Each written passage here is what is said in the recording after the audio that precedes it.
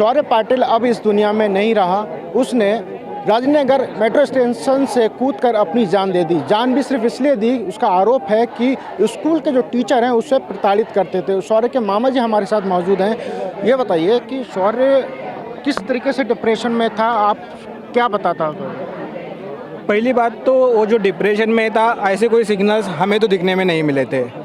एक बात ज़रूर है कि 5-6 महीने से ही वो स्कूल के टीचरों की कंप्लेंट घर पे कर रहा था। उस सिलसिले में उसके पिताजी और माताजी स्कूल में गई थी और उनके जो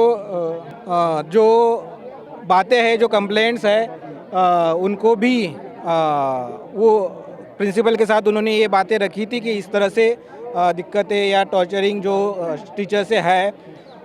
लेकिन शौर्य के तरफ से जब हम देखते हैं तो प्रिंसिपल ने उस कंप्लेंट जो पेरेंट्स ने की थी उसके ऊपर कोई एक्शन नहीं लिया था।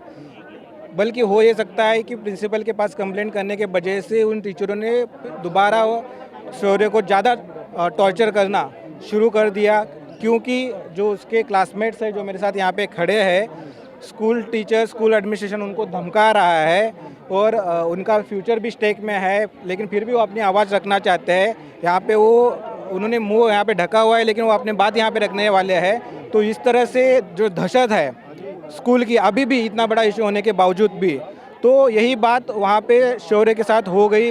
वो ना घर वालों को समझा पा रहा था, ना स्कूल वालों को, स्कूल वाले ना सुधर रहे थे, और इसमें से ही ये बात जो हो गई। ये आप लोग लगातार प्रोटेस्ट कर रहे हैं, मुकदमा भी दर्ज कर लिया गया स्कूल जो इसमें दोषी थे, तो अब आपकी मैं क्या मांग है इसमें? सबसे पहली बात तो एफआईआर दर्ज हो चुका है, लेकिन वो एफआईआर दर्ज होते समय 5-6 घंटे हमारे ऊपर पुलिस किस तरह से उस एफआईआर ना हो जाए इस तरह से प्रेशर डाल रही थी या उसको टाल रही थी, तो उससे जो स्कूल का प्रेशर पुलिस के ऊपर जो है वो साफ साफ दिखाई दे रहा था। जब बच्चों को डराया धमकाया गया है, टीसी देने की धमकी दी गई है कि यहाँ नहीं आना है। ठीक है, तो देखो कि ये जो प्रोटेस्ट इतना बड़ा होता जा रहा है, पेरेंट्स बड़े संख्या में यहाँ पे आ रहे हैं और अपनी बात रख रहे हैं, तो इंडिविजुअल मैसेजेस जा रहे हैं पेरेंट्स को और उनके बच्चों को कि प्रोटेस्ट का पार्ट ना हो, अपनी बात मत रखो, स्कूल का नाम बदनाम मत किया करो। तो ये जो सच्चाई है, जो सच्चाई बाहर आनी चाहिए, वो सच्चाई बाहर ना आए, इसके लिए स्कूल जो पहले पुलिस के ऊपर उनका एफआईआर ना होने के लिए और एफआईआर में स्कूल और टीचरों का नाम ना आने के लिए जो दबाव था, अभी वो होने के बाद जो और अच्छी सच्ची बात है वो ना हो जाए, इसलिए पेरेंट्स और स्टूडेंट्स के ऊपर अभी भी कंटिन्यूस दबाव बनाया हुआ है। ये प्रोटेस्ट आप लोगों का कंटिन्यूटी बनी रहेगी जब तक टीचरों को एक्शन नहीं लिया जाता उनके खिलाफ? बिल्कुल बिल्कुल, ये आज का हमारा पीसफुल प्रोटेस्ट का तीसरा दिन है। पहले 2 दिन हमने स्कूल के गेट पे प्रोटेस्ट किया था, आज हम जंतर मंतर पर एकजुट हो चुके हैं और ये प्रोटेस्ट नहीं रुकेगा।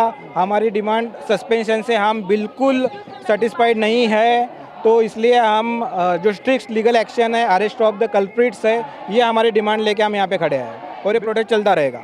कल एक्चुअली क्या हुआ था, एक स्कूल के हमारे जो एक मिडिल स्कूल के काउंसलर हैं प्लस एज वेल एक सीनियर स्कूल के काउंसलर है, जिनको कोई बात ही नहीं पता, वो बात को मैनिपुलेट करने की कोशिश कर रहे हैं इस वे में कि भाई शौर्य ने हमें कभी ज़िंदगी में अप्रोच करा ही नहीं था। और रियलिटी ये है, उसके क्लासमेट्स ने हमें ये बताया यहाँ पर कि वो शौर्य को कम से कम हफ्ते में 2 बार काउंसलिंग के लिए लेके जाती थी। जब वैल्यू एजुकेशन का पीरियड था तो उस पीरियड में शौर्य हर बार काउंसलिंग के लिए जाता था।